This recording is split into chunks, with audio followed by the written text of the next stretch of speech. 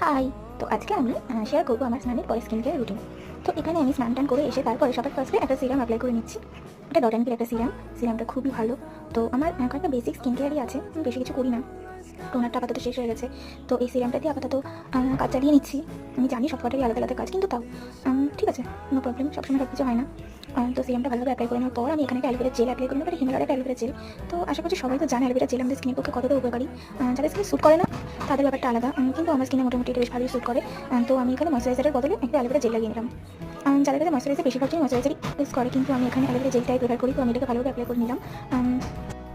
তো এটাকে অ্যাপ্লাই করে নেওয়ার পর এবার আমি এখানে বায়োটিকের একটা সানস্ক্রিন অ্যাপ্লাই করবো। বায়োটিকের এই সানস্ক্রিনটা খুবই ভালো, আমার যেহেতু অয়েলি স্কিন, তো তার জন্য এই সানস্ক্রিনটা বেশ ভালো।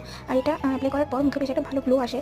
তো সেই কারণেও আমার এটা খুবই ভালো লাগে। সানস্ক্রিনটা অ্যাপ্লাই করা খুবই জরুরি, সে রোদ থাকুক বা না থাকুক, মানে মেঘলা দিন হোক বা বৃষ্টির দিন হোক বা যাই হোক না কেন, সানস্ক্রিন অ্যাপ্লাই করা খুবই জরুরি। তোমরা দেখতেই পাচ্ছ যে এটা অ্যাপ্লাই করার পর আমার মুখে ঠিক গ্লোটা